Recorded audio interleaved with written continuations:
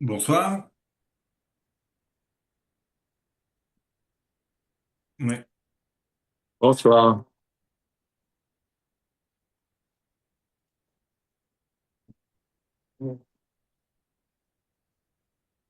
enchanté.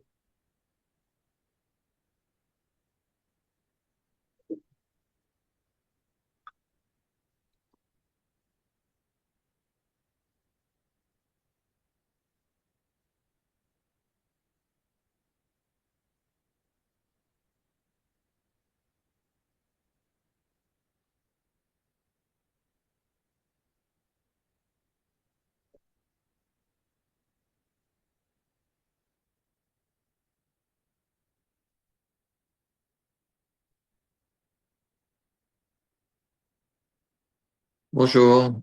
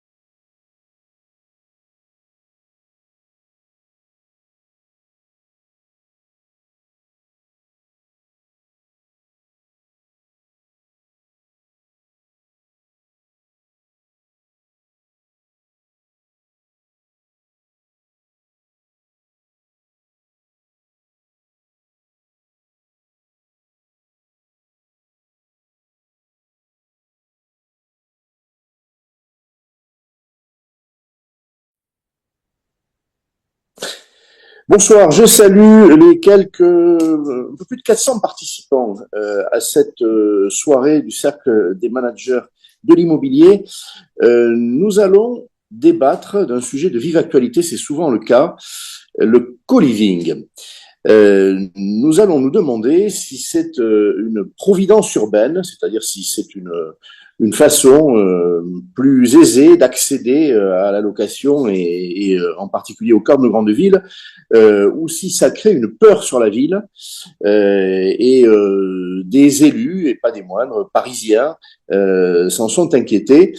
Alors, nous avons réuni pour nous poser ces questions-là un homme public qui doit nous rejoindre, Sylvain Maillard. Il est député de Paris, il est président du groupe Renaissance aussi à l'Assemblée nationale.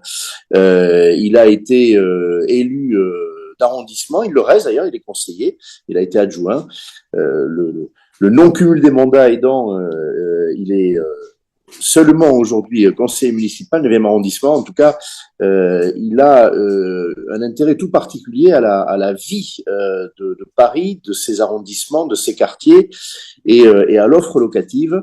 Il nous dira quel regard il peut porter sur ce phénomène nouveau, relativement nouveau.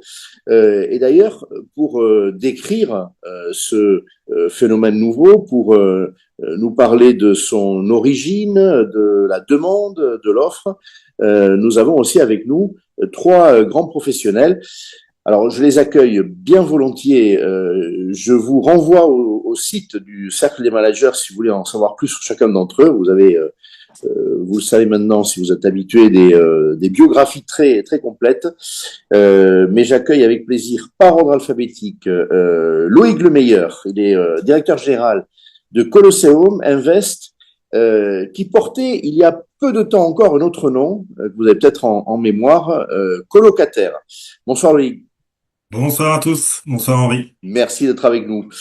Je salue aussi l'un de tes confrères, Loïc, Julien Morville. Il est président et cofondateur de Cheris. Alors chacun de vous nous dira un mot bien sûr sur sa société. Ce sont encore des jeunes sociétés qui méritent qu'on les présente. Bonjour Julien.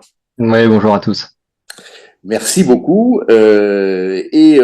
Enfin, une spécialiste aussi de ce concept, elle a des fonctions de responsabilité chez un grand promoteur, Vinci Immobilier. C'est Émilie Chageter. Elle est la directrice du projet Bicube. C'est le nom que Vinci Immobilier a donné à ce concept lié au co-living. Bonsoir Émilie. Bonsoir à tous. Bon, ça me permet de dire, c'est un clin d'œil, mais je ne peux pas m'en empêcher que l'ESSEC est bien représenté. Voilà, c'est une école à laquelle je suis attaché, on le sait un peu, mais Émilie et Julien aussi. Voilà, c'est une coïncidence. Hein. Je ne sélectionne pas nos intervenants sur leur lien avec cette école. Je vais, comme d'habitude, donner la parole pour un mot d'accueil et de cadrage à notre président Benjamin Darmouni. Ensuite, on entre dans le vif du sujet. Bonsoir à tous. Merci aux intervenants de participer à cette conférence des managers de l'immobilier. Oui, on ne pouvait pas passer à côté de ce nouveau mode de vie qui est dans les grandes villes imposé aux locataires eu égard au montant des loyers qui deviennent une partie de plus en plus importante de leur budget. Alors le co-living, ça va permettre quoi? Ça va permettre effectivement de pouvoir peut-être densifier l'habitat et particulièrement de pouvoir louer des grands appartements qui jusqu'à encore peu de temps ne trouvaient pas forcément preneurs. Ça va permettre aussi de favoriser la cohabitation et créer, quoi qu'on en dise, du lien social parce que apprendre à vivre ensemble, c'est important et je pense que le co-living y participe. Le co-living attire un grand nombre d'investisseurs et ça permet effectivement, ça leur permet d'augmenter les revenus, mais on en reparlera. Mais ça dynamise aussi le marché, même si dans certaines villes, on nous dira qu'on n'avait pas un réel besoin puisque le marché de la location d'une manière générale est assez dynamique. Alors, les points faibles un petit peu du co-living, mais je vous écouterai avec attention, il est beaucoup utilisé pour contourner la loi et les réglementations par la vente de services. Notamment, certains acteurs pensent que ça les soustrait à l'encadrement des loyers. On verra si c'est vrai ou non. Et la problématique pour les syndics d'immeubles et pour plus particulièrement et pour les syndicats des copropriétaires, pour réussir à vivre avec des colocations, avec les problématiques qu'on peut connaître, notamment avec le Airbnb, qui est le fait que ça change souvent de colocataires et donc en conséquence, effectivement, perturber la vie des immeubles. Voilà, eh bien écoutez, je souhaite à tous une bonne conférence et moi le premier, je suis impatient d'y assister. Merci beaucoup, Benjamin. Alors, tu as effectivement soulevé des questions que connaissent bien les administrateurs de biens et on va les aborder. Un mode de vie qui doit cohabiter avec des modes d'occupation de nos immeubles collectifs plus classiques, plus traditionnels, des copropriétaires occupants ou des locataires, on va dire, de location traditionnelle dans nos appartements urbain. Et puis déjà, on va parler de ce concept, la demande de la part des locataires, la demande aussi, tu les as cités, de la part des investisseurs. Loïc, je commence par toi. Tu as été, alors je le sais parce que je te connais depuis des années, et j'ai cité le nom de la première société que tu as contribué à fonder, Colocataire. Tu as été l'un des pionniers de cette colocation. Décris-nous le cheminement. Alors, tu vas sûrement nous parler de colocataire et puis de ce changement de nom de société qui doit avoir une raison. Voilà, le concept, la demande côté preneur, côté locataire, la demande côté investisseur. Et puis après, on va aussi approfondir les questions que Benjamin a évoquées de respect de la réglementation des rapports locatifs ou de sortie de cette réglementation ou de contournement. Voilà, on va pas mâcher nos mots. Bon, bah alors je vais commencer effectivement. Bah, bonjour à tous. Effectivement, on est colocataire maintenant. Colosseum est une des entreprises pionnières pardon, dans l'investissement dans le co-living. Alors nous, on dit toujours dans la colocation, mais dans le co-living, puisque l'entreprise a été créée en 2011, mais surtout nos premières colocations datent de 2008. 2008, année de la crise immobilière, où on s'est lancé personnellement sur nos propres biens pour les transformer sur de la colocation, pour voir un peu comment se comportait ce marché-là et comment on pouvait transformer des biens qu'on avait des difficultés à louer pour en faire des colocations. Donc c'est vrai on est dès le début, on est parti d'un constat, c'est qu'il fallait qu'on apporte un confort suffisant à nos locataires pour pouvoir se différencier de la colocation traditionnelle, puisque la colocation, on l'a pas inventée, ça a toujours existé. Mais cette colocation, elle existait plus sous le format je loue un grand appartement avec trois copains, et puis finalement, on va se partager la salle de bain à trois copains, on va se partager les espaces communs, mais c'est un appartement classique. Et c'est vrai que dans notre réflexion, c'était de dire, nous, ce qu'on souhaite, c'est apporter un véritable confort à nos locataires, notamment sur ce qui posait problème dans ces colocations d'antan. C'est le partage des espaces communs, mais surtout le partage des espaces intimes tels que la salle de bain et les toilettes. Donc c'est pour ça que dès le départ, dans la rénovation qu'on a fait de l'habitat, on a décidé d'allouer à chaque chambre une salle de bain privative. Et quand on a commencé, même un toilette privatif, puisqu'on a commencé sur l'île, et l'île c'était plutôt la maison de 1930, donc c'était assez facile pour nous en termes de rénovation. Donc colocataire depuis 2011 a bien grandi, puisque on a démarré au départ que sur l'île. Aujourd'hui, on est présent dans 26 villes en France. Entreprise, on est à peu près 160 salariés. Et on gère vraiment l'investissement de A à Z. Ça veut dire de la recherche du bien du partenariat qu'on a avec nos partenaires gestionnaires de patrimoine ou banquiers. Ensuite, des travaux, toute la transformation, la décoration et forcément, pour mettre en musique tout ça, la partie gestion locative qu'on fait depuis le début. Hein. Vraiment, on a toujours été dans le fait de maîtriser l'ensemble de cette chaîne de valeur du début à la fin. Alors, pourquoi Colosseum?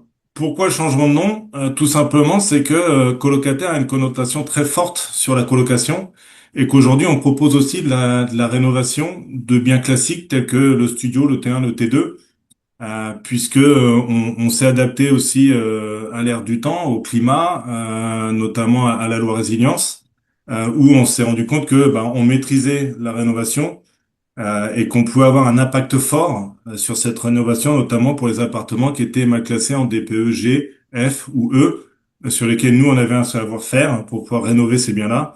Et le fait de rester sous cette entité colocataire, forcément, avait cette connotation trop portée. C'est pour ça qu'on a décidé aujourd'hui voilà, d'avoir un nom un peu plus global avec Colosseum, qui propose deux produits et deux sociétés de gestion, colocataire qui existe toujours pour la gestion et Colesia pour tout ce qui est gestion classique, monolocation. D'accord.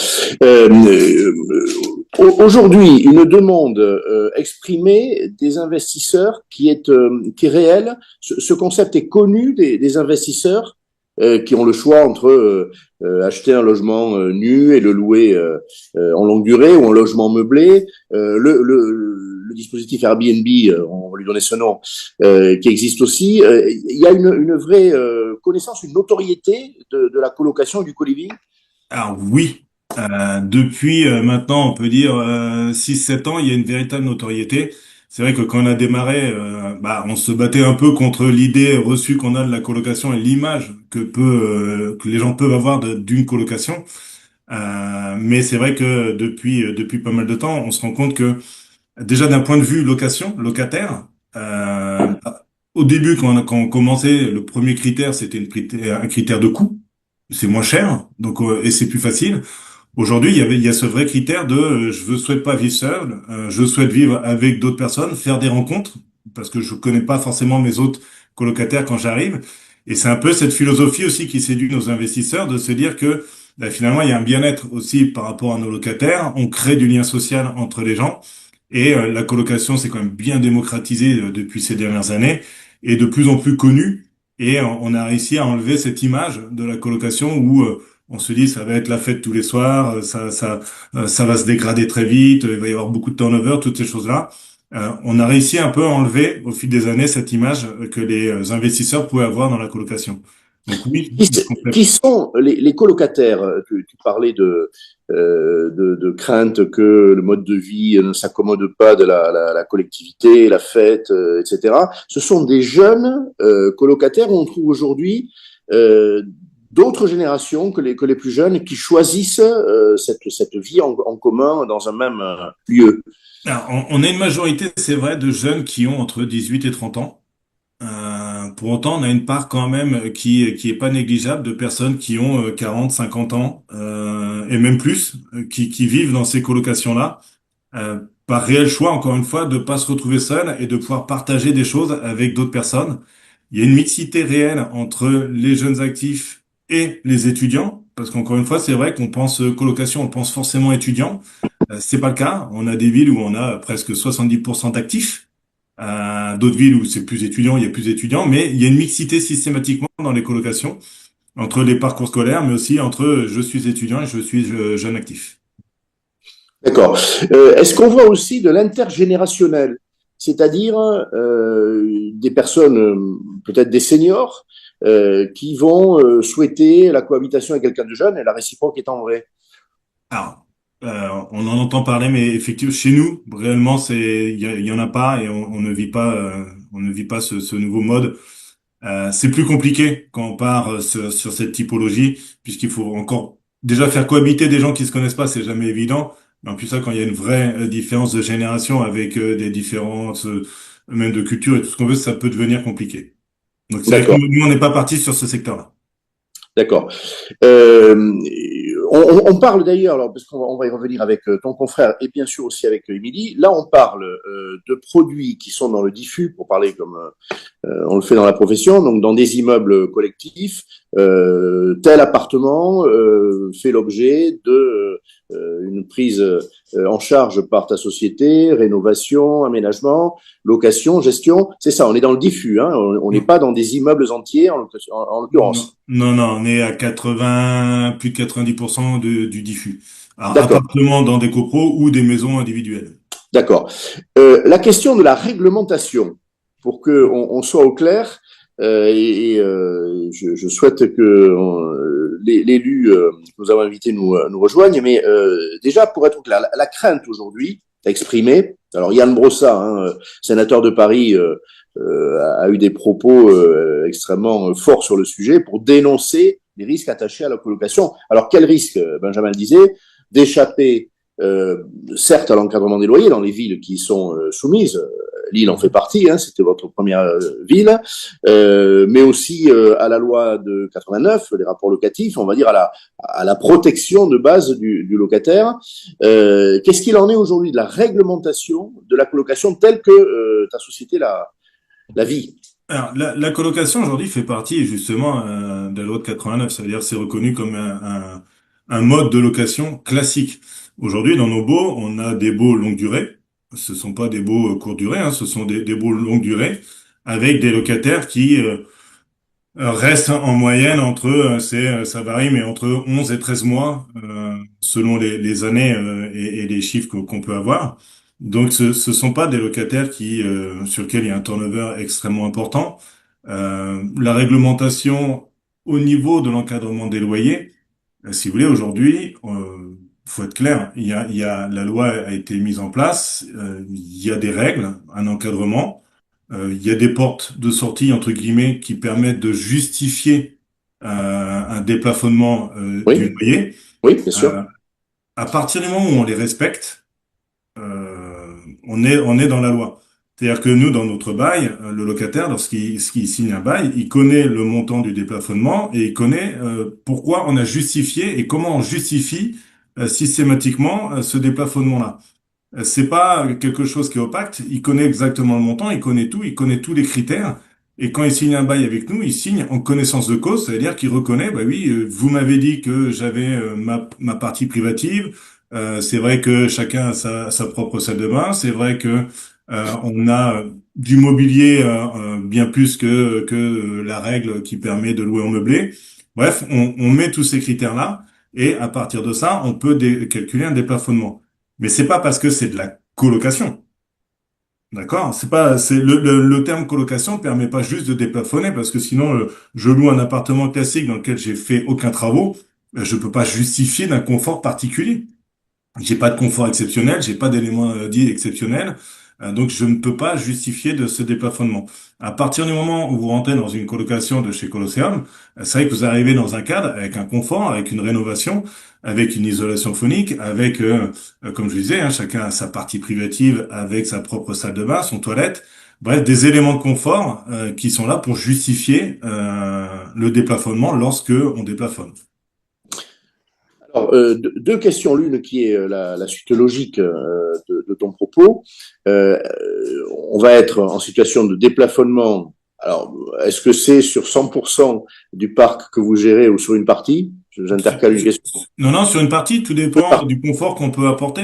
Sur une partie. Je parlais tout à l'heure de la monolocation. Il y a Oui, zéro déplafonnement parce que j'ai rien qui puisse justifier un bien sûr, déplafonnement. bien sûr. Est-ce que les locataires, de ce fait, déplafonnement veut dire loyer plus élevé Mhm. que ce qui est prévu par le système de plafonnement, d'encadrement, c'est le bon mot, pardon. Est-ce qu'on va avoir un élitisme de la colocation? C'est-à-dire, est-ce que les locataires vont être d'une sociologie de revenus plus élevés parce que justement les loyers vont dans un certain nombre de cas être plus élevés? Non, bien au contraire. En fait, si vous voulez, souvent, nous, quand on a démarré, on comparait nos loyers à ce qu'on pouvait avoir lorsqu'on avait un studio. Et c'est vrai que quand je démarre, je peux prendre l'exemple, mais à Lille, un studio, même 15 mètres carrés, à l'époque, on le louait 450 euros. C'était un studio qui faisait 15 mètres carrés dans lequel vous aviez votre salle de bain, votre cuisine, votre salon et votre chambre. C'était un ensemble. Lorsque pour le même tarif, vous rentriez dans une colocation, vous aviez votre partie privative qui faisait 12-13 mètres carrés hors salle de bain, et vous aviez accès derrière à un salon, un séjour qui en font 30, 40, avec des fois un jardin, un grand balcon, tout ça aménagé. Donc non, c'est pas le prix, au contraire, le prix a permis à certaines personnes d'accéder à des biens d'un confort bien supérieur, et avec encore une fois cette notion sociétale qui est importante aujourd'hui pour les locataires. Dernière chose, les questions sont posées dans le chat, mais je ne les ai pas oubliées, mais c'est bien qu'on me les rappelle. Est-ce que tu peux nous dire un mot de ce qu'il est convenu d'appeler la cotitularité du bail? Comment ça se passe quand on partage ainsi un contrat, on en est cotitulaire, les garanties qui sont demandées, et la sécurisation de l'acte de louer avec ces deux locataires sur un même contrat. Alors c'est vrai que nous on travaille sur un bail unique avec plusieurs co-titulaires, alors qu'ils ils sont pas euh, mince, caution, enfin ils sont pas solidaires entre eux. Solidaire, tout à fait. Et chacun, en fait, a une quote-part du loyer et donc une quote-part de l'ensemble du bien. C'est comme ça qu'on a toujours fonctionné. C'est bien un bail unique. Après, pour tout ce qui est garanti, chacun va garantir sa quote-part, donc sa partie privative du bien. Donc après, c'est une manière classique de location, hein. On loue pas à la chambre, on loue sur un bail unique avec un loyer, j'ai une bêtise, si vous avez 3 chambres, de 500 euros à 1 500 euros, et chacun a sa quote-part de ce loyer-là. Quand le destin de l'un des locataires, l'un des deux ou trois ou quatre colocataires se disjoint des autres. Par exemple, on a des étudiants qui l'été, tous les deux, et puis l'un des deux quitte la ville ou cesse d'être étudiant, mais ça peut valoir pour des actifs, bien évidemment. Hein. Qu'est-ce qui se passe? Eh bien, ce qui se passe, c'est que là, on se met vraiment en recherche parce qu'il faut absolument qu'on retrouve un locataire le plus rapidement possible. Parce que pour l'investisseur, il ne se retrouve plus qu'avec un seul loyer. Si on part du principe qu'il y avait que 2 chambres dans ce bien-là. Donc un seul loyer. Donc ça veut dire qu'il se retrouve avec un manque à gagner d'une chambre. Donc c'est d'où cette notion de quote-part, hein, dont on parlait tout à l'heure, et le fait qu'il y ait pas de solidarité entre eux. Donc pour nous, en tant que société de gestion, c'est vrai qu'on a un travail extrêmement important pour retrouver rapidement des locataires, et c'est pour ça qu'on met tout en œuvre et qu'aujourd'hui on arrive à avoir des taux de remplissage à 90% au niveau national. C'est la moyenne, hein, qu'on constatée, qui montre que on a un turnover, mais très vite finalement ces chambres sont reprises et sont relouées. Parfait, merci beaucoup. On va sans doute compléter, revenir sur les mêmes sujets. Il y aura peut-être un regard un peu différent avec Julien Morville. Julien, un mot, je disais que vos sociétés étaient encore récentes. C'est le cas de Cheriz. Un mot sur cette entreprise que tu as contribué à créer. Et puis, ton regard aussi sur la profondeur de marché. Est-ce qu'on est sur un phénomène qui est appelé à s'éteindre? Alors, on a compris que c'était une façon d'accéder à la location au cœur des villes et à traiter le phénomène de la cherté qui est incontournable. Hein. Il y a des tensions de marché. On a vu avec ton confrère que la demande était variée. Il n'y a pas que les jeunes, il y a les actifs, il peut y avoir des personnes plus âgées. Voilà, ton regard sur la profondeur de marché et peut-être des comparaisons internationales. Qu'est-ce qui se passe dans les pays comparables aux nôtres avec ce phénomène du co-living? Est-ce qu'il existe à l'identique? Ou la colocation, si on veut le dire en français, c'est pas interdit.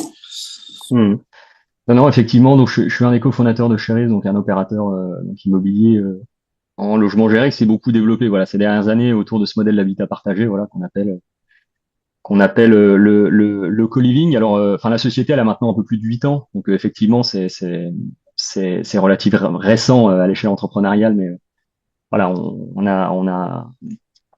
partage voilà une casquette de pionnier sur le marché français. Aujourd'hui la profondeur de marché effectivement elle est importante hein, dans le mesure où c'est en fait une réponse assez directe à une situation qu'on connaît tous aujourd'hui, hein, notamment dans les grandes villes. Trouver un logement, c'est compliqué, c'est cher, c'est rigide, c'est souvent solitaire aussi. Et c'est vrai que le co-living, quand il est bien fait, bah voilà, permet de contourner tout ça. Donc on est loin de l'effet de mode, dans le sens où la demande elle est là, elle est massive, elle vient de profils extrêmement diversifiés. C'est vrai que nous on travaille sur des formats de résidence donc qui commencent à partir de 1500 mètres carrés aujourd'hui, autour de programmations qui sont assez mixtes. Donc c'est vrai qu'on développe une offre de logement partagé, donc sur des formats un petit peu de colocation où on va travailler entre 4 et 6 chambres, donc parfaitement autonomes et privatives, donc chacun a sa salle d'eau, son toilette, et puis va partager un espace commun, salon, séjour, cuisine. Mais on vient travailler aussi une offre d'appartements individuels, voilà, sur des petites typologies. Donc dans nos résidences, vous allez retrouver finalement du studio aux 3 pièces, tout comme des appartements donc partagés de typologie 5 et 7 pièces. Donc, on vient environner évidemment d'une offre de services qui nous permet finalement d'adresser un panel d'utilisateurs qui est quand même assez différent. Donc, ça va de l'étudiant en passant par le jeune pro, le freelance, les étrangers ou encore même des familles. Voilà, sur des offres en logement partagé aujourd'hui. On a le plaisir aussi parfois d'accueillir des familles sur des temps moyens d'occupation, hein. C'est vrai qu'aujourd'hui, sur le marché notamment de la moyenne durée sur les logements de grande typologie, bah, vous revenez d'expatriation avec votre famille, vous réalisez tout simplement des travaux dans votre maison. Aujourd'hui, vous n'êtes pas adressé sur le marché. Donc, c'est pour dire en fait à quel point, si vous voulez, voilà, le spectre est large et en fait, cette demande, en fait, elle croît tous les jours. Elle va continuer de croire. Donc pour nous, c'est quand même très très loin d'être un pari exotique. C'est une transformation tout simplement durable de l'habitat. S'agissant des questions juridiques que j'ai posées Ouais. à ton confrère et ton prédécesseur dans ce débat, des nuances, des choses à apporter. Alors, je reviens sur la question, elle est très politique, de l'encadrement des loyers et plus généralement du respect de la loi de 89 versus un bail code civil, on va dire les choses très, très clairement. Comment fonctionnez-vous? Vous pouvez peut-être le faire d'ailleurs différemment par rapport à colocataire devenu Colosseum. Ouais, ouais, bien sûr. Non, non, mais notre créneau, hein, fièrement affirmé, c'est le résidentiel, hein, c'est le logement. Donc aujourd'hui, on travaille avec ce cadre réglementaire qui nous est imposé, donc via des contrats d'habitation de logement meublé. Alors, à la différence de Colosseum, c'est vrai que dans nos logements partagés, on travaille via des baux individuels. Donc, en fait, chaque locataire du logement est individualisé, voilà, au travers de son propre contrat. Mais pour le reste, non, non, on répond aux dispositions notamment de 89 et on se soumet quand on y est contraint, notamment voilà, au principe d'encadrement des loyers. Donc, en usant aussi entre guillemets des leviers qui nous sont apportés. C'est vrai que sur les principes de complément de loyer ou autres, voilà, c'est des sujets voilà, qu'on a su appréhender, mais tout ça dans un cadre, encore une fois, qui est aujourd'hui celui du logement, ouais. Tu peux revenir sur la question de l'individualisation des contrats pour que je comprenne bien et surtout que tout le monde comprenne bien. Je parlais tout à l'heure d'un Ouais. bail partagé, on appelle ça la cotitularité, c'est-à-dire qu'il Mhm. y a deux locataires ou trois ou quatre qui sont co-titulaires de ce bail d'habitation avec un propriétaire investisseur. Là, tu parles de contrats différenciés. Est-ce que tu peux repréciser? Ouais, exactement. Bah, aujourd'hui, enfin le cadre légal a été, enfin, développé en ce sens et permet en fait soit effectivement de faire signer un bail unique et solidaire, si j'ose dire, avec un contrat unique, donc qui sera porté par enfin, l'ensemble des occupants du logement, tout comme individualiser en fait les contrats. Donc, nous aujourd'hui, effectivement, pour des raisons de flexibilité, notamment, c'est vrai qu'on a pris le parti d'individualiser les contrats. Donc, chaque locataire du logement partagé dispose de son propre contrat, donc un espace privatif, et puis la jouissance d'une quote-part d'espace partagé. Quel bénéfice par rapport à un contrat unique avec le bailleur? Bah, c'est un bénéfice plutôt commercial au profit du locataire qui, entre guillemets, voilà, prend un niveau d'indépendance, en tout cas, qui peut percevoir comme beaucoup plus marqué que sur un D'accord. bail, que sur un bail unique. D'accord, oui, même s'il n'y a pas de solidarité, comme c'était dit tout à l'heure par Loïc, il a un sentiment de plus grande indépendance contractuelle. Ouais, il est concrètement plus indépendant. Et puis, c'est vrai que nous, en complément notamment de notre loyer immobilier, on apporte aussi du service, hein. Enfin, l'approche servicielle chez nous est quand même très importante. Et voilà, à chaque contrat de location est associé aussi un contrat de service qu'il est beaucoup plus simple d'individualiser.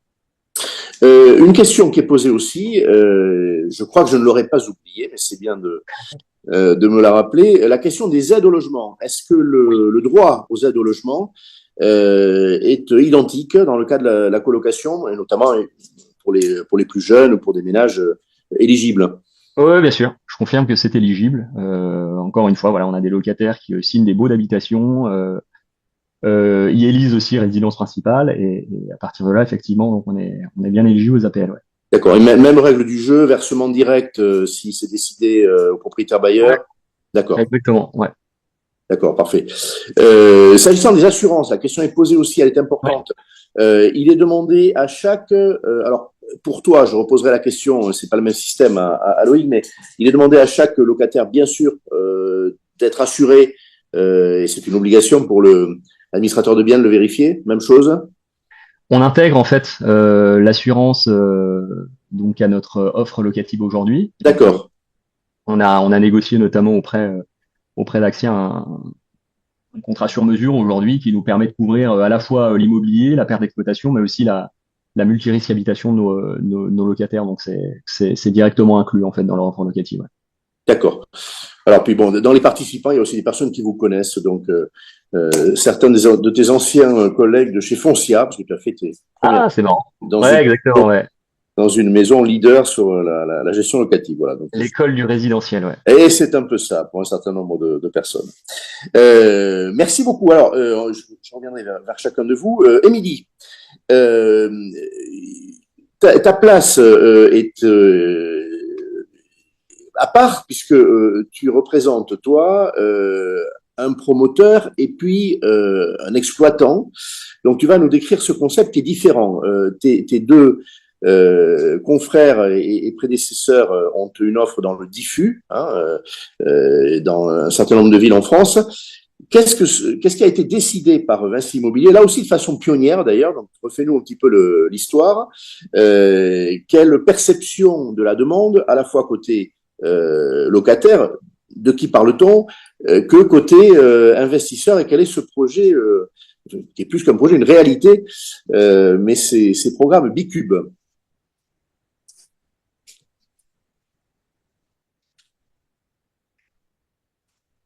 Émilie?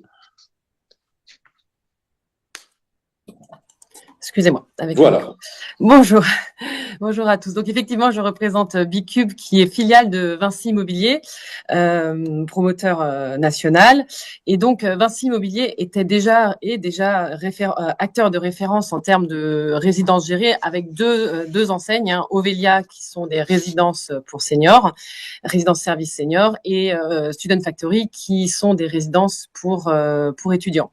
Et donc en 2018, en fait, le constat a été fait que l'hébergement, enfin même constat qu'ont fait mes confrères, hein, ici présents, c'est que l'hébergement classique ne répondait plus aux attentes des jeunes générations, avec un manque de flexibilité, manque de confort, manque de services également.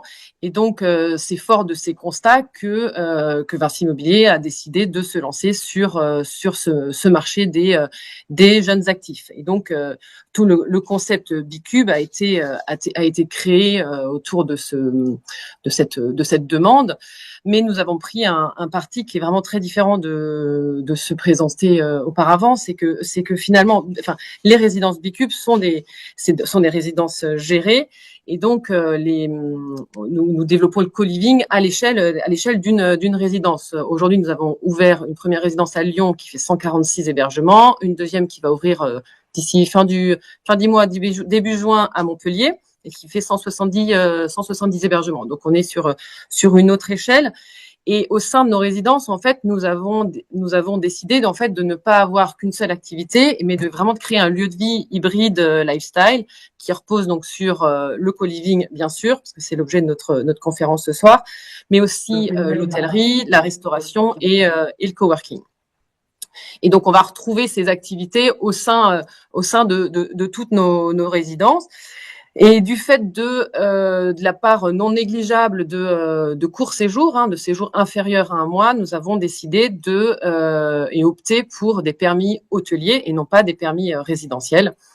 Ce qui a diverses implications en termes de contrat pour nos résidents, mais qui nous permet de pouvoir séjourner dans nos résidences à partir d'une nuit et d'offrir du coup en fait encore plus de flexibilité dans notre concept.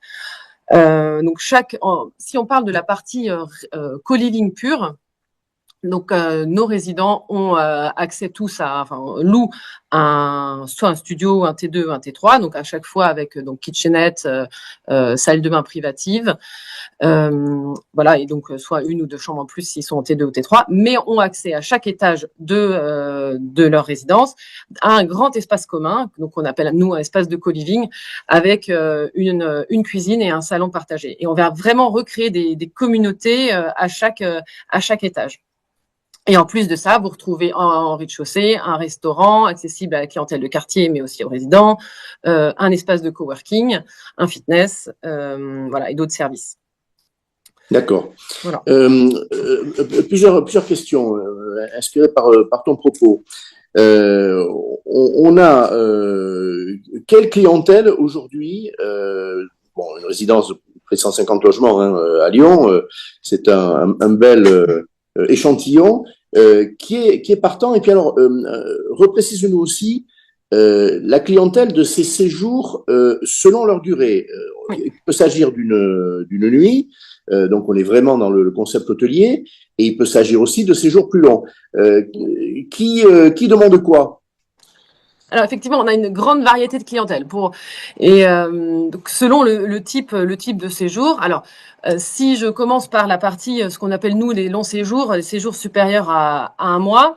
Au lancement de Bicube, on parlait essentiellement de freelance, nomades, voilà, c'est ce type de population. En fait, la clientèle ou les résidences, finalement, est beaucoup plus vaste. Ce qui est exactement ce que disait Julien, c'est que en fait, on touche n'importe qui peut être intéressé par notre concept à un moment donné de sa vie. Ça peut être un étudiant en fin de cursus, ça peut être beaucoup d'étrangers parce que finalement c'est extrêmement simple de réserver chez Bicube parce que ça se fait tout en ligne, il n'y a pas besoin de visiter, il n'y a pas besoin, il n'y a pas besoin de caution, pas besoin de garant, je veux dire. Donc ça séduit effectivement des personnes qui auraient une difficulté à accéder au marché locatif.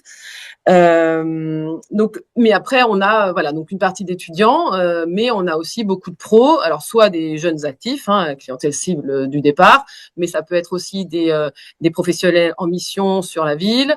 Ça peut être finalement qui payent leur propre logement ou des personnes dont l'entreprise paye le logement. D'accord. Donc et on a aussi sur des groupes aussi, des entreprises qui vont louer un certain nombre de logements pour des salariés qui ont besoin d'être logés pendant une période donnée dans la ville.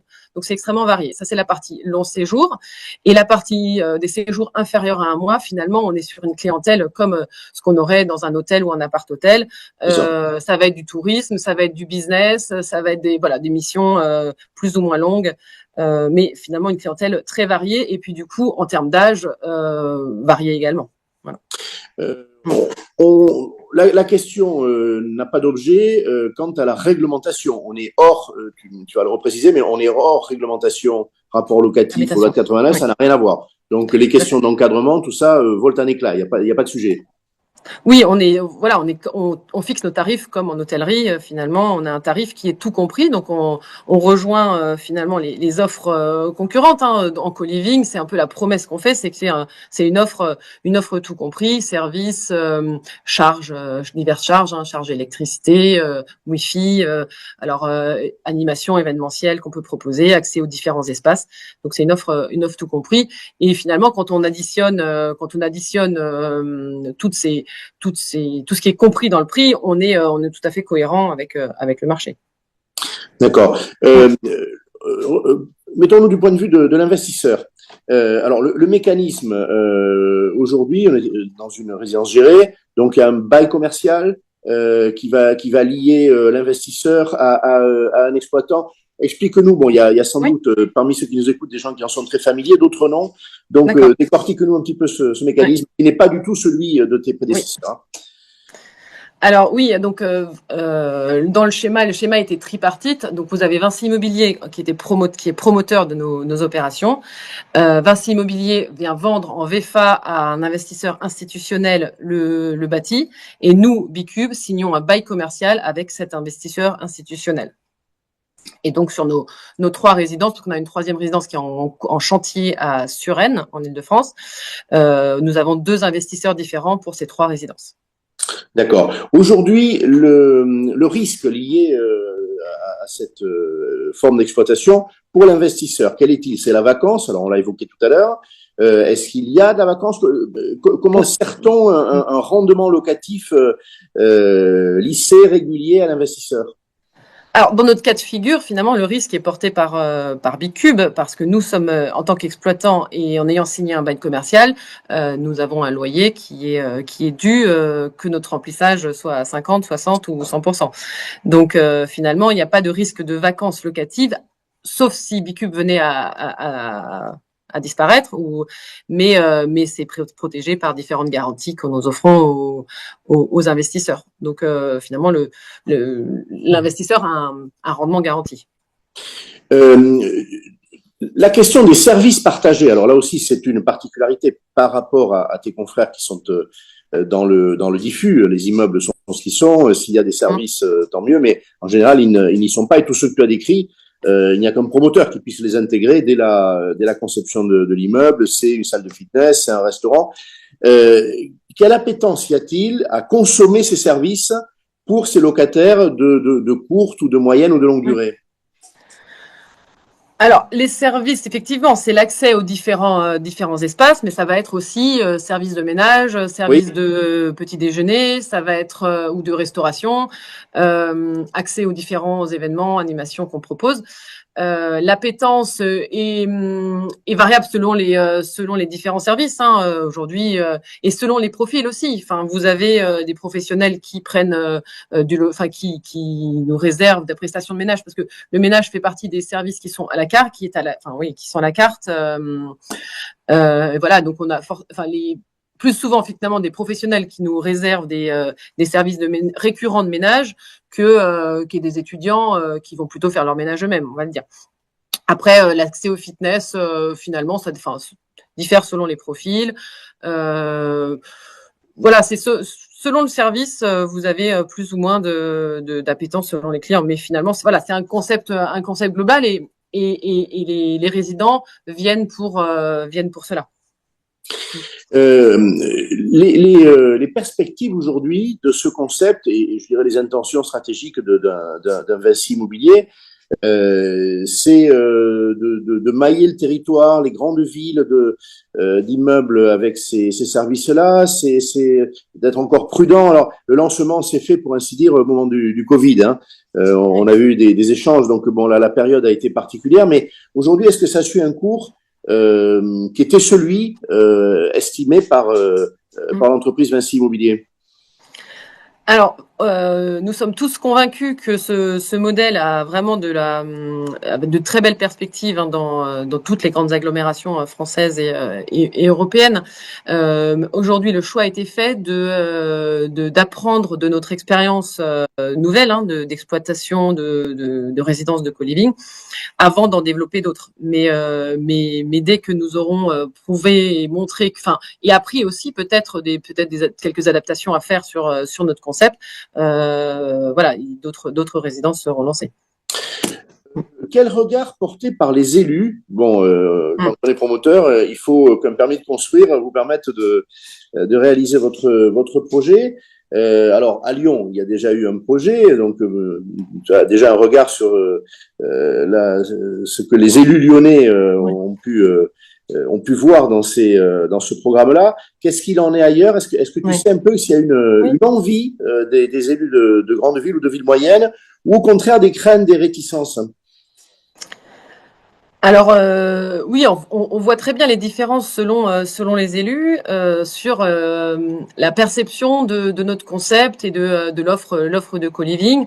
Bon, clairement, la mairie de Lyon l'a affiché, hein, à plusieurs reprises. La mairie de Lyon ne souhaite pas développer le co-living dans la ville, hein. Notre permis avait été validé en tout début de mandat. Exactement, oui.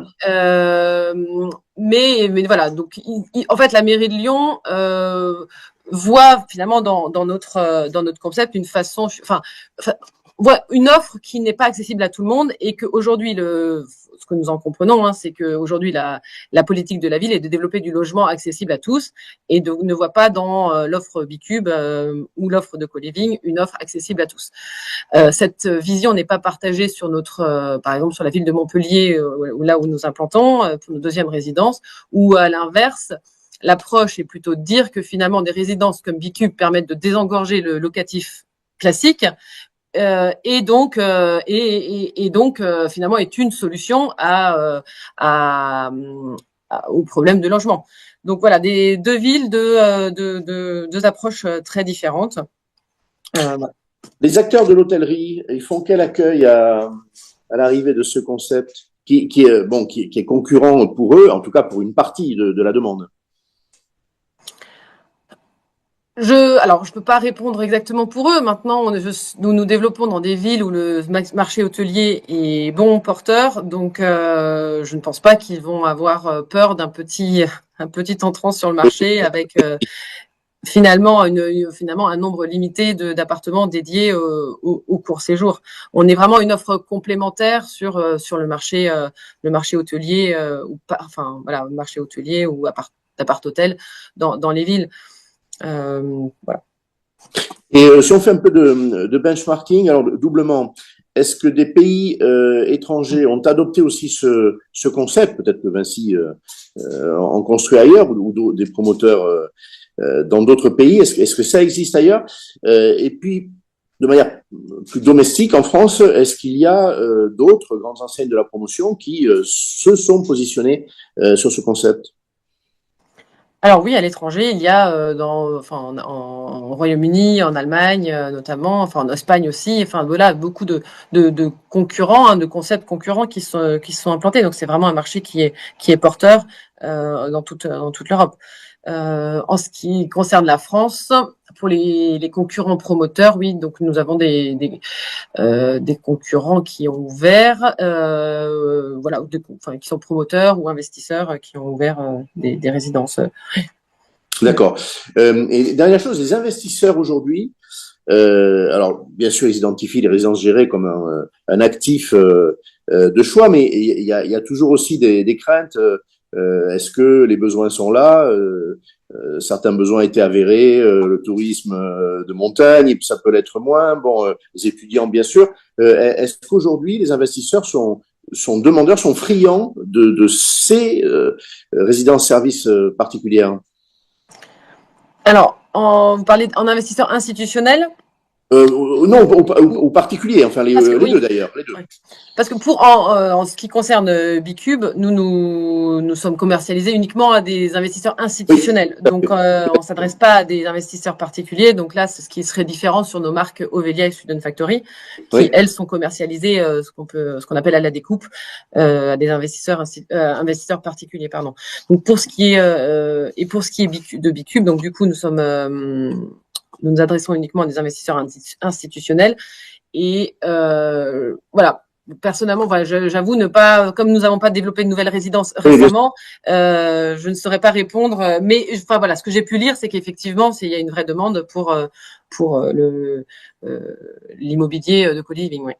Et la perspective d'une commercialisation à des investisseurs particuliers, c'est-à-dire en ménage, Oui. comme pour Ovelia ou Student Factory, est-ce que c'est une perspective aussi imaginée, peut-être à moyen terme, par Vincimo? Alors, c'est imaginé, mais c'est à creuser parce qu'on a une grande part d'espace commun dans notre résidence, par exemple de Lyon. On a 1000 mètres carrés d'espace commun sur 5000 mètres carrés au total. Il faut bien trouver le bon fonctionnement pour toutes ces espaces communs qui seront pas vendus comme tels à des investisseurs particuliers. Donc il faut voilà. Donc le montage est à vraiment bien réfléchir, mais pourquoi pas effectivement creuser ce sujet-là, oui. D'accord. Merci beaucoup. Je reviens vers Loïc et vers Julien. Il y a une question que on n'a pas abordée, c'est celle des garanties demandées aux candidats, avant même qu'ils ne soient choisis, colocataires. Quelles garanties sont-elles demandées? Alors, ce sont les garanties classiques qu'on demande lorsque on prend un bail. Aujourd'hui, on a la chance de pouvoir travailler aussi avec les garanties Visal et avec des organismes du type GarantMe qui D'accord. facilitent encore une fois l'accès au logement et l'accès à ces fameuses garanties et ces cautions. Donc, principalement ces deux acteurs-là. Caution de personnes physiques aussi ou exclus? Si, caution personne physique aussi. En fait, tout dépend de la situation du bailleur, du locataire. D'accord. Alors bien sûr, chaque colocataire, je vais poser la question, mais il a un autre régime à Julien, avec des baux différenciés. Chaque co-titulaire du bail doit apporter la garantie correspondant à sa quote-part du loyer, c'est ça? Exactement. D'accord, parfait. À ce jour, sur la sécurité liée à ce fonctionnement de colocation, avec le recul que tu as, mais commencer à très bien connaître ce marché, des risques d'impayés qui sont identiques à ceux qu'on connaît. Alors on parle de l'ordre de 2%, qui d'ailleurs, d'après le dernier observatoire, ont nettement augmenté dans les locations en France. Mais est-ce qu'on a le même niveau de risque? Est-ce qu'il est majoré? Est-ce qu'il est minoré Non, dans la colocation? non. Alors, réellement, nous, ce qu'on constate, c'est plutôt que c'est minoré. Il peut y avoir des décalages, mais réellement, on ressent pas cette problématique-là comme on peut le ressentir des fois sur un bien classique. Alors déjà parce que les locataires discutent beaucoup entre eux, sont pas solidaires financièrement, mais j'ai pas envie de payer pour mon voisin Oui, qui lui va oui, pas payer. Donc les choses se mettent en place. Après, nous aussi, dans le fonctionnement, on a essayé de remettre un peu l'humain au cœur de la gestion, c'est-à-dire d'avoir une démarche plutôt proactive, d'appeler les locataires lorsqu'il y a un souci, d'essayer de comprendre pourquoi, d'étaler un mois de loyer si on doit récupérer un mois de loyer. Donc non, réellement, on a moins et très peu aujourd'hui d'impayés constatés chez Colosseum. Et sur l'autre risque qui est souvent lié d'ailleurs à l'impayé, la déprédation, le terme technique, la dégradation en fait des lieux lorsque un locataire s'en va ou qu'ils partent tous au même moment. Est-ce qu'on constate là aussi un risque majoré? Alors lié, je sais pas, lié au fait que finalement on est moins responsable parce qu'on est plusieurs et que ça peut toujours être l'autre qui a fait. Qu'est-ce qu'on peut dire de ce risque-là? Non, il y a deux choses. Encore une fois, un locataire paiera pas pour son copain ou D'accord. pour son nouveau copain qui a détérioré quelque chose. Donc, en général, ça se règle plutôt très bien. Et c'est vrai qu'on a aussi constaté, nous, dans l'évolution, depuis le temps, entre quand on a commencé, où on faisait nous-mêmes la décoration, qu'on n'y connaissait pas grand-chose, et aujourd'hui, où on fait appel systématiquement à des décoratrices, Lorsqu'on arrive dans un bien qui est cocoon, qui a été très bien décoré et qui est très bien Ouais. meublé, il y a un réel respect qui est différent de la part des locataires vis-à-vis du bien que lorsque on a récupéré une table qui traînait dans le garage et on a mis trois quatre chaises où peut-être que le locataire soit un peu moins respecté, donc il a un peu moins de scrupules finalement à détériorer ses biens Ouais, le rapport au logement, comme on dit, est plus fort spontanément, donc il y a un respect. réellement. Sur la durée, d'ailleurs, je parlais des départs hein, de locataires ou de colocataires. La durée moyenne, alors rien à voir avec ce qu'on a entendu d'Émilie, c'est pas du tout le même concept. Mais là, qu'est-ce qu'on constate on a des durées d'occupation. La durée moyenne, on sait qu'elle est de 3-4 ans hein, dans le parc locatif privé, meublé ou non meublé, essentiellement nu. Aujourd'hui, qu'est-ce qu'il en est en colocation? Non, nous, en moyenne, on est sur un an. La Sur un an. moyenne, pour l'ensemble de ce qu'on gère. D'accord. Y compris lorsque ce sont des occupants plus familiaux, même chose. On est sur Même des durées. chose. D'accord. Même chose. Ce qui fait varier ça, ce sont plutôt les occupants qui viennent faire des études, qui viennent de l'étranger, faire leurs études en France et qui font qu'il y a une rotation qui est plus importante parce que souvent ils viennent pour 5 mois, 6 mois et qui crée cette rotation-là qui fait descendre très très fortement finalement cette durée moyenne qu'on peut constater. Un problème qu'évoquait Benjamin, qui est gestionnaire locatif et syndic de son État, la réaction des autres occupants, copropriétaires, occupants ou bailleurs, dans un immeuble collectif dans lequel il y a, de manière diffuse, un appartement piloté par Colosseum et occupé par des colocataires. Est-ce que il y a une inquiétude, une crainte, un mauvais accueil on se dit ça va être agité, on va pas gérer les flux. Alors ça a énormément évolué. C'est vrai que tout à l'heure j'en parlais. Hein, c'était un peu la crainte de cette image de la colocation où ça va être la fête tous les soirs. Et effectivement, quand je me dis il y a une colocation qui s'installe sur l'appartement au-dessus du mien, je peux légitimement me poser des questions et peut-être avoir peur. C'est vrai que nous, on a pris le parti déjà de mettre des personnes dans les colocations qui ne se connaissaient pas, qui viennent pas. On prend plus quatre personnes qui viennent de la même école, qui ont les mêmes horaires, qui ont voilà, qui sont solidaires pour le coup parce que sont camarades et ont décidé de venir à quatre dans cette colocation-là. Nous, vous allez retrouver des personnes qui ont des cursus totalement différents, avec des horaires totalement différents. On a très très peu, et je dirais pas qu'il y en a pas, hein, mais on a très très peu justement de débordements liés à ça. Et c'est vrai que le fait aussi d'avoir rénové entièrement les biens, Bien moi, sûr. je compare souvent ça. Auparavant, c'était un bien qui est pas vétuste, mais ancien dans son jus. J'avais une famille au-dessus, il y avait des enfants, ça courait, on entendait tout puisque j'ai un plancher bois et c'est vrai que le bruit passe très facilement. Nous, on rénove et c'est vrai que c'est un point extrêmement important chez nous et d'attention chez nous sur tout ce qui est isolation phonique, aussi bien entre les chambres de nos colocataires, mais aussi vis-à-vis des appartements voisins en dessous et au-dessus. Donc il y a un véritable effort qui est fait, qui est lié à ça, et c'est vrai que au prime abord, les voisins ont cette inquiétude-là, et finalement, avec l'existence et le temps qui passe, ils se rendent compte que c'est moins bruyant que ça ne l'était avant. Je pose la question, je doute que Sylvain Maillard nous rejoigne, j'en suis désolé, je me l'explique pas.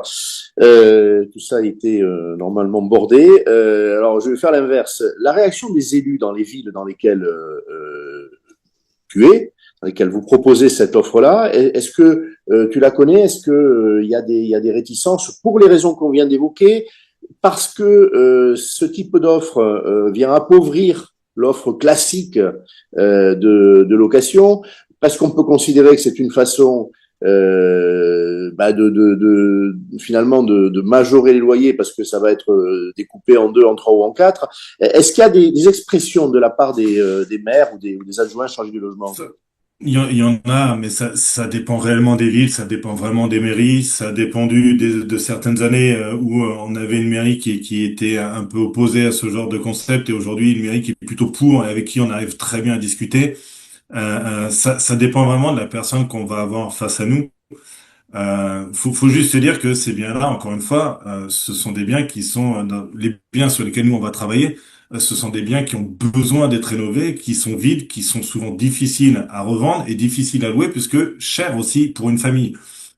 Donc finalement non, le loyer pour le locataire, je reprends l'exemple de tout à l'heure, mais il paye moins cher que pour un 15 mètres carrés dans cette même ville. Bien sûr, bien Et il sûr. a accès à beaucoup plus de choses. Donc finalement non, ça démocratise un peu ce loyer-là et ça donne l'accès à beaucoup plus de personnes à de la location de qualité. Dernière chose, est-ce que vous choisissez, alors vous choisissez les biens que vous prenez en charge, hein, on vient vous les proposer, puis bon, vous avez la possibilité ou d'accepter ou de refuser. J'imagine qu'il est arrivé que vous refusiez. Et le regard que vous portez sur l'immeuble et sur les parties communes. Ah bah, alors, c'est devenu de plus en plus important, notamment avec toute cette notion de DPE, hein. On est obligé de faire attention, d'anticiper aussi tous les travaux qui pourraient arriver dans l'avenir. Et encore une fois, alors nous, on a pris le parti de garantir un DPE de fin de chantier. Donc en fait, on est obligé de tout prendre en considération, c'est-à-dire que quand un investisseur investit avec Colosseum, il sait que son bien il est en G et on va lui garantir que son bien en sortie sera minimum D, voire C en fonction des travaux qu'on peut faire et en fonction de la copropriété. Donc oui, oui, on fait extrêmement attention à la vie de la copropriété et tout ce qui se passe en termes de travaux à venir ou de travaux effectués par rapport à la copro. Oui, parce que dans un premier temps, les travaux que vous engagez, en faisant monter la vertu écologique du bien, sont dans les parties privatives. Vous ne pouvez À pas 100, être seul, voilà, hein, bien sûr, exactement. bien sûr. Exactement. On s'est spécialisé hein, là-dedans. Tous nos sourceurs sont dotés aujourd'hui de logiciels qui permettent de faire des DPE et qui nous permettent aujourd'hui d'avoir cette garantie. Garantie d'ailleurs qui est demandée de plus en plus hein, par les banquiers lorsqu'on fait un financement. Tu parles de sourcing. On vient vers vous ou vous allez vers les propriétaires bailleurs pour éveiller des vocations ou les deux? Les deux. D'accord. Les deux, on vient vers nous puisqu'aujourd'hui on est connu, donc il y a des personnes qui savent qu'un appartement de telle surface, il aura du mal à le vendre et ça peut nous intéresser. Mais on est en veille permanente avec tous les agents immobiliers et on travaille énormément avec les agents immobiliers aujourd'hui localement. Le regard des agents immobiliers, d'ailleurs, là-dessus, ou des administrateurs de biens. Ouais, alors, sur les agents immobiliers, ça se passe très très bien. On leur explique justement et on leur montre, bah, ils connaissent le bien tel qu'il était avant et surtout ils voient le bien tel qu'il est à la sortie parce que on aime les inviter une fois qu'on a fini la rénovation et c'est vrai qu'ils ont cette notion de se dire mais c'est vrai que c'est assez vertueux finalement ces rénovations-là. Les gens vivent ensemble, ils voient des locataires qui vivent ensemble donc c'est plutôt très bien vu. Merci beaucoup. Julien, alors des questions comparables. Sur la question des garanties, quelle est la doctrine de chez Risk? Qu'est-ce que vous demandez comme type de garantie aux locataires? Alors, aux locataires titulaires chacun d'un bail, on l'a bien compris. Quel est votre fonctionnement? Ouais, bien sûr. Alors, juste avant ça, une petite précision, puisque, Oui, enfin, nous, on est opérateur exploitant indépendant, enfin, on travaille sur des ensembles indépendants, hein, donc des résidences aujourd'hui, à l'instar typiquement de celles qu'on vient de livrer à Reims, qui font entre 100 et 250 clés. Donc, on travaille pas dans le diffus ou au sein de copropriétés. Voilà, on est bien sur des ensembles en bloc d'accord, et on adresse notamment nos partenaires investisseurs institutionnels. d'accord. Donc, Donc, c'est quand à même un petit peu, l'identique de l'ICUB, hein, en fait. voilà, donc c'est un petit peu D'accord, différent, par modulo effectivement le caractère très bien. résidentiel de nos résidences. Non, sur les garanties, on est un petit peu plus flexible.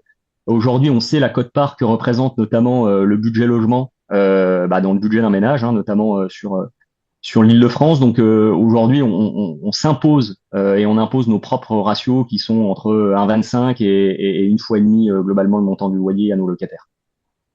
D'accord. Donc, effectivement, une moindre exigence Exactement. par rapport à ce qu'on connaît Ouais, du. on va plutôt juger d'un reste à vivre finalement que de ratio mécanique, puisque effectivement ce reste à vivre, notamment sur des marchés où les niveaux de loyer sont plus ou moins importants, il peut être considérablement différent. Donc on a une Sur approche un peu différente. Ouais. Sur la durée, cette élasticité par rapport aux exigences traditionnelles n'a pas de mauvaises conséquences en termes d'impayés? Non, non, non, dans le sens où je pense on s'inscrit encore une fois dans un modèle assez vertueux. Hein. Enfin, enfin, ce projet, cette cause hein, qu'on porte au travers du développement donc de ce modèle d'habitat partagé, c'est aussi avant tout de rééquilibrer les rapports locatifs sur le marché entre bailleurs et preneurs. Aujourd'hui, On voit chaque jour, hein, des jeunes actifs, des soignants, des étudiants internationaux, des salariés en mobilité qui cherchent un logement tout simplement qui est accessible, humain. Et en fait, souvent, ce qu'ils trouvent sur le marché traditionnel, bah, c'est juste rien en fait, tout simplement. Donc, quand on arrive avec une solution clé en main de logement et une expérience de qualité, bah, finalement, s'orchestre assez naturellement. Voilà, une relation gagnant-gagnant. Je pense que ça, c'est quelque chose vraiment important à retenir. On est là aussi pour rééquilibrer ces rapports locatifs. Et c'est vrai que bah, dans la relation, ça se passe beaucoup mieux. Donc, les locataires nous le valent bien, si j'ose dire. Et ça se ressent aussi bien, notamment sur l'impayé, que dans la bonne préservation, si je veux dire, ou l'absence de dégradation, en tout cas, de nos logements. Donc tu partages ce que disait Loïc, la qualité du bien, Complètement, ouais. de son ameublement, de sa décoration, ça crée un rapport vertueux avec les colocataires. Ouais, très vertueux, très vertueux. D'accord. Même question, alors c'est d'autant plus intéressant que vous êtes effectivement sur des immeubles entiers et des investisseurs institutionnels hein, pour l'ensemble de ces immeubles. Le regard des élus dans les villes, alors c'est pas forcément le même que celui qu'a relaté Loïc dans le diffus. Bah, il est contrasté, souvent par méconnaissance ou victime d'une pédagogie qui a plus ou moins été bien faite par certains acteurs. C'est vrai qu'aujourd'hui, derrière le mot co-living, on peut y placer effectivement un certain nombre de modèles. Donc, il est parfois plus ou moins bien expliqué, parfois plus ou moins bien compris. Une chose est certaine en revanche, c'est que je n'ai jamais rencontré un élu, et quel que soit son niveau de réticence au départ, invité à visiter une de nos résidences, qui n'est pas sorti de la résidence en se disant non, franchement, c'est chouette. Donc après, il y a des partis pris politiques, des choses qui s'avouent publiquement ou pas. Mais on a fait des visites très récentes, notamment voilà sur des territoires, voilà, la coloration politique, en tout cas comparable à cet élu qui a fait cette déclaration sur Paris, où Oui, clairement le maire m'a dit ce que vous faites, c'est génial. d'accord. Donc il y a une bonne acceptation, pas forcément au début, mais quand on voit la réalisation, on est convaincu. Ouais, complètement. Sachant qu'encore une fois, enfin aujourd'hui de pointer effectivement bon les potentielles dérives ou enfin ces points aujourd'hui de crispation, il faut s'intéresser avant tout à la cause. Enfin aujourd'hui, on parle de crise du logement et je pense que bah on doit oser le dire clairement. Enfin le système actuel, il répond plus aux besoins de toute une génération. Donc à partir de là, qu'est-ce qu'on fait? Enfin encore une fois, des solutions, il y en a pas qu'une. On est une de ces solutions. On participe aussi à globalement fluidifier un parcours résidentiel, parfois sur des communes où bah, typiquement on n'aurait pas attiré des classes de population qu'on est capable d'attirer au travers de nos produits. Et quand je dis on adresse aussi un parcours résidentiel, c'est de cette façon aussi qu'on a travaillé autour d'une programmation qui est très mixte, qui mixe à la fois effectivement le logement partagé, où finalement sur un prix d'appel, vous entrez dans la vie active et être capable de louer une chambre dans un logement partagé, puis voilà, vous allez prendre un peu d'envergure, vous avez pris votre job et puis vous avez moyen de vous payer un studio, puis finalement vous payez dans un 2 pièces et puis potentiellement vous terminez dans un autre logement, tout ça toujours au sein de notre écosystème. Donc la façon qu'on a aussi d'accompagner le parcours résidentiel et attirer des populations sur des territoires qui n'auraient pas forcément séduit au départ, ça encore une fois, c'est des éléments qui sont indiscutables. En fait, dans le parcours résidentiel, il y a un maillon qui vient s'ajouter, qui n'existe Exactement. pas Ouais. celui-là. D'accord, clairement. Et ça, c'est l'expérience avec les années de recul que tu as déjà, que vous avez déjà. L'expérience le vérifie. C'est-à-dire, effectivement, après la colocation, bah, on va primo-accéder parce qu'on aura pris, comme tu dis, de l'étoffe sociale. Et, Ouais, non, mais complètement. Aujourd'hui, ce qu'on constate, effectivement, c'est qu'on a des locataires très captifs. Alors, effectivement, la maturité moyenne globalement d'un locataire sur le parc, elle se situe entre 9 et 12 mois. Effectivement, ça dépend un peu enfin, de la saisonnalité au moment où voilà, on prend les chiffres, mais il est de plus en plus, il est de plus en plus souvent le cas que des locataires, bah, s'ils étaient locataires potentiellement à Reims, le deviennent à Lille, puis nous retrouvent 4 ou 5 ans plus tard à Paris. Donc, enfin, clairement, la recette fonctionne. Et une fois qu'on y a goûté et qu'on a compris tout l'intérêt entre guillemets du modèle, enfin, on y reste, ouais. J'ai pas posé la question, je ne t'ai pas posé la question, j'ai posé à Luc de l'intergénérationnel. Ça n'a pas de réalité encore dans vos résidences? Ça se fait assez naturellement, encore une fois, au travers aujourd'hui du large panel qu'on est capable d'adresser. Enfin, aujourd'hui, typiquement, le locataire le plus âgé a 82 ans, le plus jeune a 18 ans. Donc, ce locataire, en l'occurrence, vit plutôt dans un logement euh, individuel, mais pourquoi pas? Encore une fois, enfin, voilà, enfin, les échanges, le partage, il est induit, il est pas imposé. Et non, enfin, la mixité, en tout cas, c'est de façon assez naturelle. Le locataire de 92 ans, enfin le colocataire, il cohabite avec quelqu'un de quel âge, hein, en Bah, l'occurrence? en l'occurrence, il est dans un logement individuel. Donc Ah oui, voilà, il a son studio. Voilà, au sein d'une résidence, en revanche, où il va retrouver des espaces partagés, des services. d'accord. Il est amené effectivement à bénéficier d'interactions, mais à la fois, voilà, il profite de son indépendance et de son confort chez lui. Ouais. D'accord.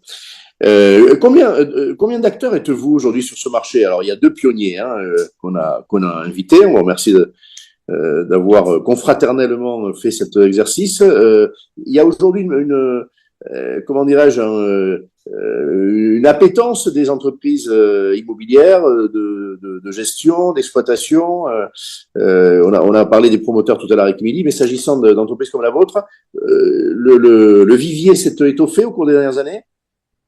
Ouais, bah, naturellement, encore une fois, enfin, on regarde la profondeur de marché et les perspectives de développement du marché. De nombreux acteurs s'y sont intéressés. Aujourd'hui, c'est difficile de recenser précisément le nombre d'acteurs parce qu'encore une fois, tout dépend de ce qu'on met derrière ce terme, hein, co-living, avec lequel on n'est pas toujours très à l'aise, en tout cas à titre perso. Mais effectivement, enfin aujourd'hui le marché se structure, il s'est beaucoup diversifié aussi. Donc voilà, il reflète aussi énormément de modèles. C'est ce que je trouve chouette d'ailleurs, hein, et c'est toute la vertu pour moi de ce modèle. Hein. Enfin, c'est comme dans une boîte de bonbons. Hein, s'il y a que des carambars, on les apprécierait pas autant. Mais donc non, franchement, tout ça ouvre de bonnes perspectives.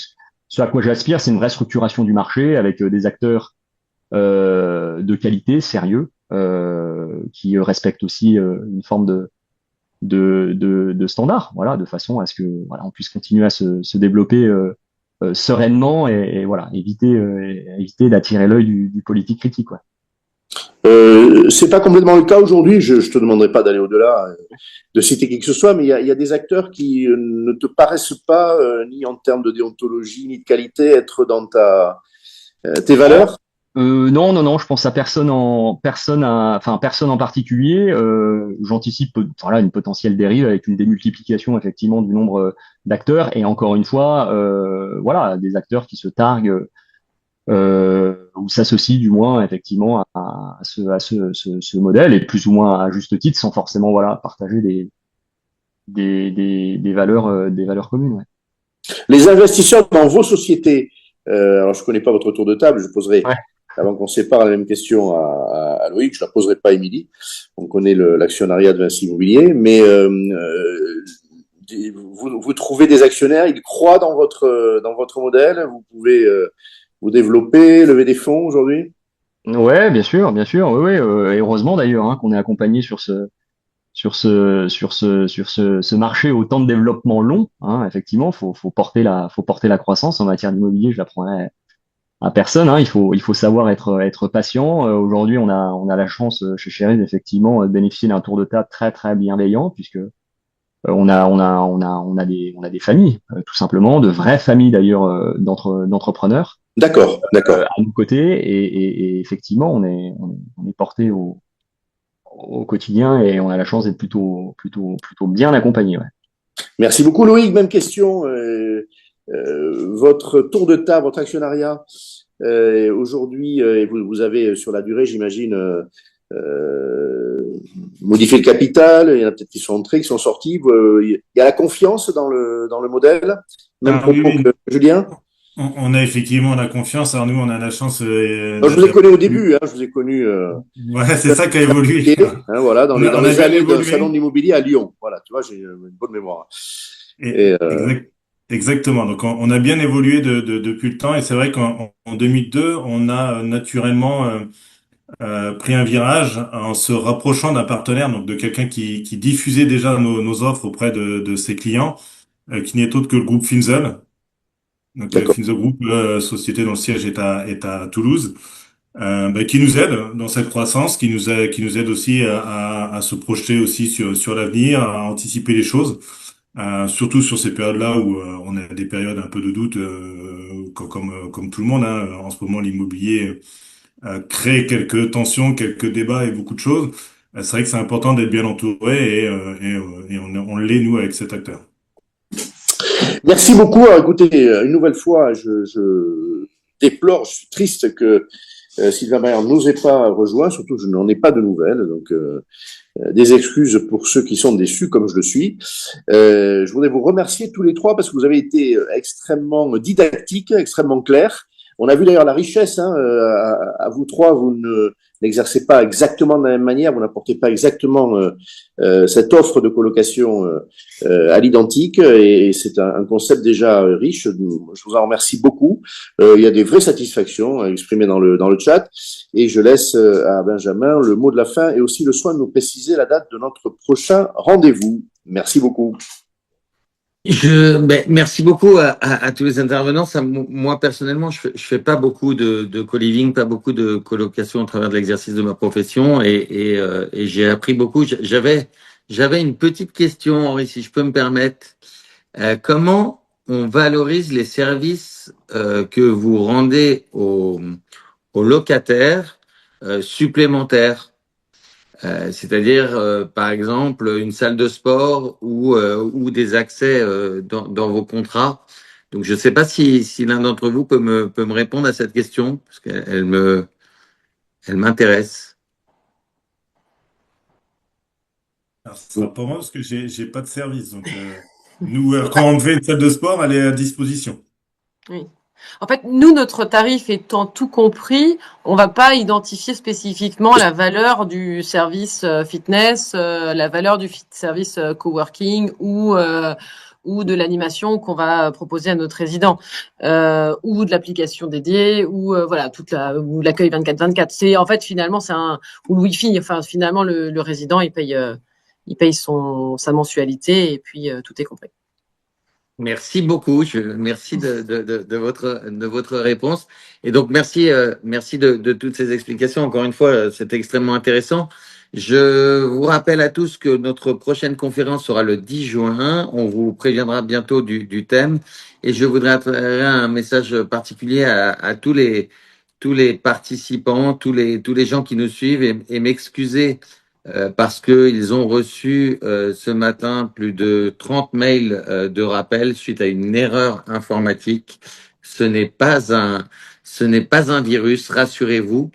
C'est juste notre logiciel qui a voulu vous prévenir plus de 30 fois de notre conférence. Voilà, merci à tous, bonne soirée. Merci. Et la Merci fête à tous. toi. Bye bye. Au revoir. Merci, au revoir.